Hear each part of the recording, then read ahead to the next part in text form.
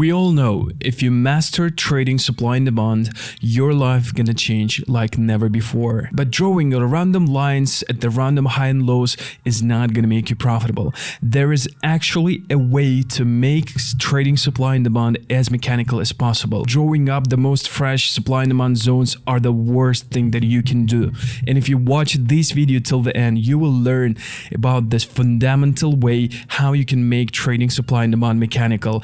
And your mind will be blown because this information that I'm going to give you today, you have never heard anywhere before. Welcome back to the channel, folks. Here you will learn how to take 1 to 2 high probability trades spending less than 15 minutes a day. No more guesswork, no more complex analysis or being glued to the charts. So folks, before we start, you have to understand that the supply and demand is actually as old as this trading world. This is one of the 3 core entry models that exists out there. First model is the breakout and retest model, when the price is breaking out from the range, retesting it and going in the direction of the breakout. The second method is actually trading the supply and demand zones. As you can see, the price goes into the some opposite level and then reverses. And the third method is going to be trading the liquidity pools, when the price sweeps, takes some liquidity and then reverses into the opposite side. These are the 3 core entry models that every trader should follow, every trader should focus on. And I bet that all of the strategies out there is trading one of these 3 key entry models, because these are literally the alphabet of how does the markets move. And we will cover the supply and demand trading today. But before we start, we have to understand that there are 2 core market states out there. The price is either trending either to the upside or to the downside, or price is in the range bound market conditions. And you have to understand that trading the supply and demand in the trendy market and trading the supply and demand in the rangy market is completely different. We have to dive into the context. We have to look at the context of the market, and this is where everything starts to click. This is where everything starts to make sense, guys. You're probably trading the supply demand zones because you don't know the single secret that we will cover in this video. So make sure to watch this till the end. First of all, we have to start with the trendy market conditions, when the price is making the consistent pushes in one direction. For example, if the price is making consistent highs that are higher than the previous highs and the consistent lows that are higher than the previous lows, that means that the price in a bullish market. And by that means, like according to some studies, if you are trading in the direction of the trend, you are going to have like 70 or 80% more odds that your trade is going to be successful. Basically, what we need to do when you are trading the trend, we will be looking to enter at the discounted levels when the price is going to be make a pullback against the average, the overall market direction. And this is where we will be looking for a supply and demand zones, guys. This is exactly when you just implement this and you start trading the supply and demand in the direction of the trend, is going to make all the difference. But how are you going to make it mechanical, you might ask? So this is where a lot of people goes wrong, because basically trading like reading the market structure, for example, to know the direction of the market, you have to read the market structure, etc. But most of the people, like, there are so many opinions of how you should define the market structure. But likely for you guys, I have developed a method where exactly you have to be looking for supply and demand zones based on your time frame. There are 4 types of traders: scalpers, day traders, swing traders, and position traders. Scalpers focus on the 1-minute time frame, day traders focus on the 15-minute time frame, swing traders focus on the 4-hourly time frame, and the position traders who hold their trades for weeks or even months, they focus on trading on the daily candle on the daily time frame. So basically, you have to understand that based on which type of trader you are, you have to be focusing on finding the supply and demand zones at exactly specific time ranges. And give me a minute and I will explain you everything.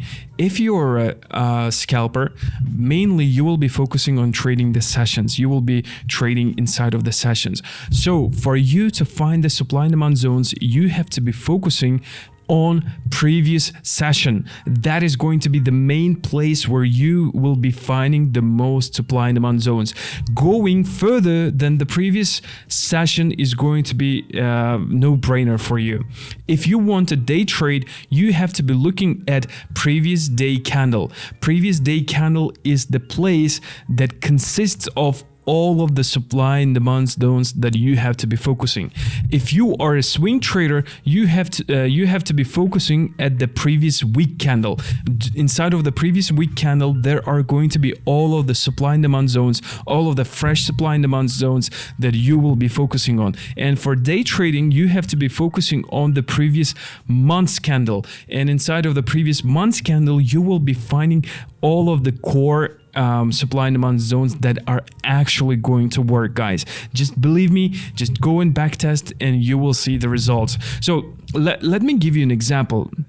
Let's say this was the previous day candle, and like basically when you are following this rule, you're basically just filtering out all of the unnecessary levels. So basically I do trade, I'm a day trader. I focus on the 15-minute time frame, and everything I do, I look at the previous candle. And there are like millions of different candles inside of like during the previous like couple of days, couple of weeks, like, but I don't want to see them. I just want to focus on the previous day candle. This is kind of like makes my choice much more narrow. I just have the 24 hours of the previous day candle where all of the liquidity is hidden.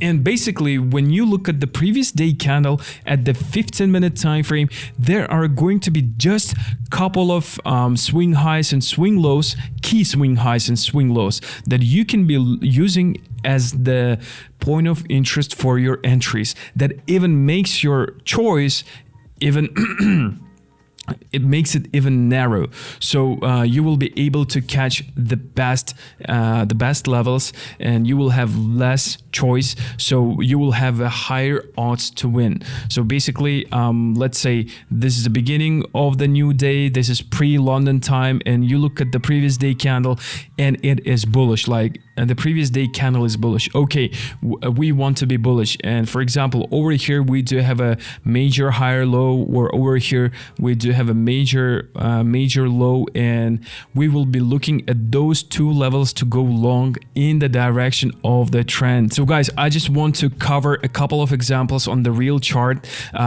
These are the vertical stripes that divide the day, like this this zone is the whole day. So basically, as you can see over here, this is a beginning of the London session. The price is expanding into the previous day candle, and as you can see over here, the previous day candle is bearish, and price is going into this supply zone. It is tapping into it, and then we are having a sell. The next day, the same is happening. You can see that the previous day candle is bearish. The price is expanding into the previous day high, and then it's retesting it and then going to the downside. So this is exactly how we trade the trendy market conditions. But when we are looking at the rangy market conditions, when the price is not moving much, then we have to be paying attention to the key levels inside of the previous day candle, previous week candle, previous month's candle, based on whatever the type of trader you are. And basically when we are doing that, we have to be looking at the previous day high and the previous day low, previous week high, previous week low, previous month's high, previous month's low. These are the levels that actually made price to reverse, and those levels contains of lots of liquidity. If you will be looking at the previous day high or low, you will exactly when we are in ranging market conditions. So here's an example. As you can see, this is a 200 EMA. It is flat. That means that the price action, that the markets are actually just ranging. So basically, as you can see over here, during the London session, the price is expanding into the previous day low. Over here you can see the price is ranging. It is retesting the previous day low and then reversing to the opposite direction. Later on today, on Friday, we are having some expansion to the downside, but this is another topic, because as I have told at the beginning of the video, we do have 3 core entry models: the breakout and retest model, the reversal model with the supply and demand, and the liquidity grab model. This is more about the expansion model that we use. There are literally dozens of examples, like you see over here. The price is going into the previous day high. The price action is a bit rangy. It is going and retesting the previous day high and then reversing to the downside. To wrap up, guys, if you insert this into your trading and you will be actually focusing on the previous day, previous week, or previous month's highs and lows for trading the supply and demand, and you will be trading the supply and demand in the direction of the trend, and you will be looking for supply and demand zones inside of the previous day candle, previous week candle, and previous month's candles, based like whatever trader you are, scalper, day trader, swing trader, position trader, whatever. So you are going to increase your odds for winning like by 200%.